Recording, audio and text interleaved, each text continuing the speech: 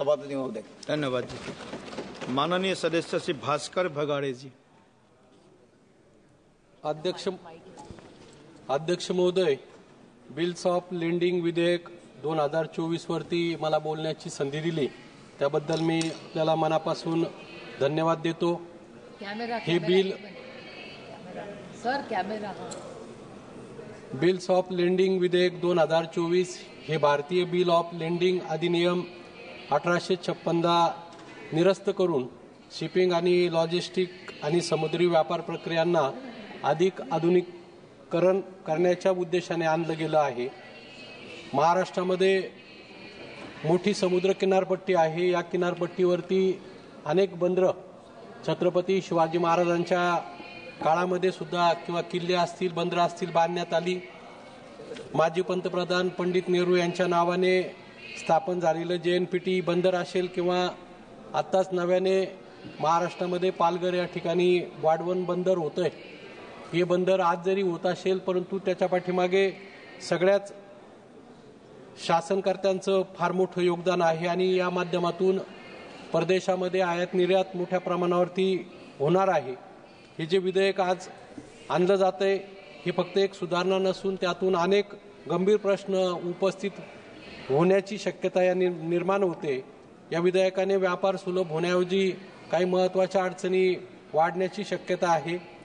यामध्ये विधेयकामध्ये डिजिटल आणि इलेक्ट्रॉनिक बिल ऑफ लेंडिंगला पूर्णपणे कायदेशीर मान्यता देण्यात आलेली आहे, परंतु यामुळे ग्रामीण भागामधील शेतकरी असतील, छोटे व्यापारी असतील, शिपिंग कंपनी, लॉजिस्टिक उद्योग यांना अडचणी येऊ शकतात। भारतातील अनेक भागामध्ये अद्याप डिजिटल पायाभूत सुविधा नाहीत आणि त्यामुळे मोठ्या उद्योगांसाठी हे फायदेशीर असलं तरी लहान व्यापार आणि शेतकऱ्यांसाठी हे बिल अडचणीचे ठरू शकते। त्याचप्रमाणे आपल्या देशातील इंटरनेट सुविधा सायबर सुरक्षिततेच्या मर्यादा लक्षात घेतल्या नाही। जर डेटा लीक किंवा सायबर हल्ला झाला तर व्यापारिक व्यवहारांची सुरक्षितता धोक्यामध्ये येऊ शकते।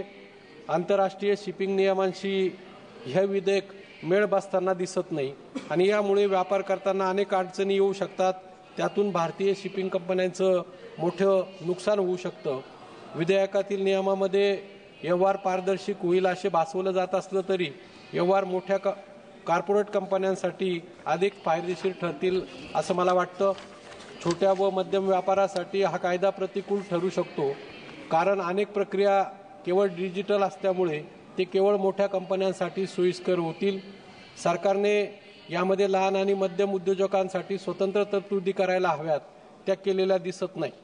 भारतीय शिपिंग आणि लॉजिस्टिक क्षेत्र अद्याप आंतरराष्ट्रीय मानकांच्या पातळीवर पोहोचलेलं नाही।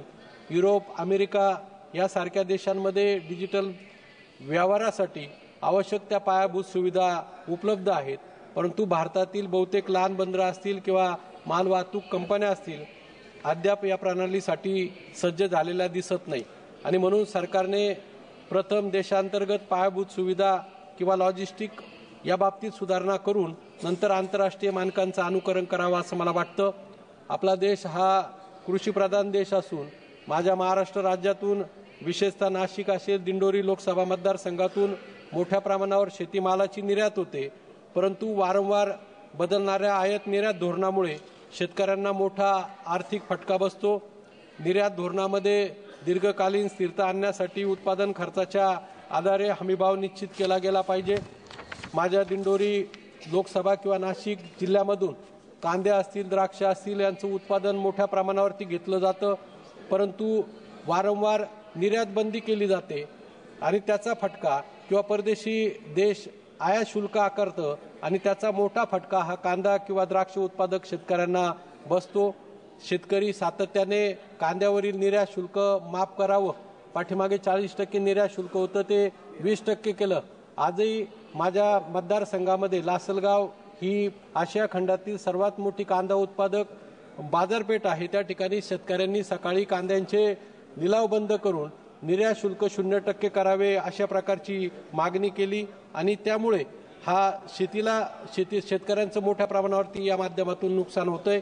साखर आणि इथेनॉलच्या संदर्भामध्ये सुद्धा सरकारची अस्थिर धोरणं त्यामुळे हा उद्योग एक संकटात आलेला आहे। एकीकडे साखर निर्यात बंदी केली जाते, दुसरीकडे इथेनॉल निर्मितीला बंद केलं जातं आणि आयात करून परदेशातून साखर आयात केली जाते. ह्याही गोष्टी शेतकऱ्यांच्या दृष्टीने अत्यंत घातक आहेत.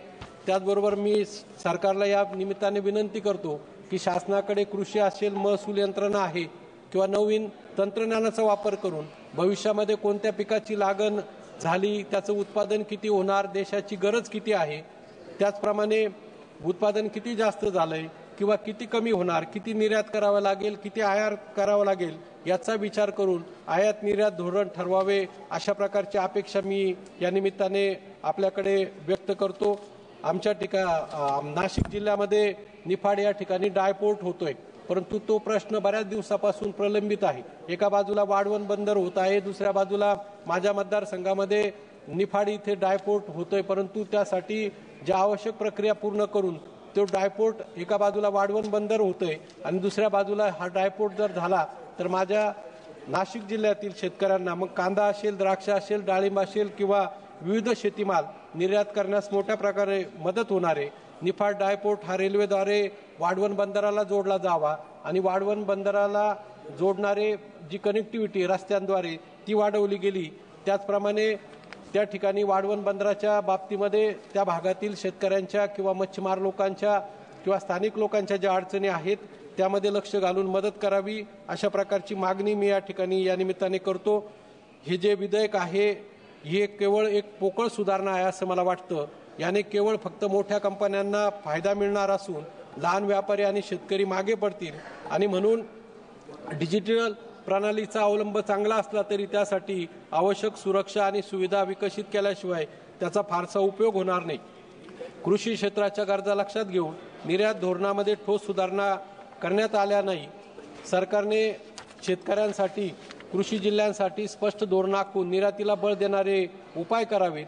निर्यातीसाठी आवश्यक असणाऱ्या पायाभूत सुविधा, शीतगृहे, गोदामे यासाठी मोठ्या प्रमाणावरती निधी उपलब्ध करून द्यावा आणि सरकारने शेतकऱ्यांना स्थिर बाजारपेठ उपलब्ध करून देण्यासाठी ठोस योजना आणाव्यात.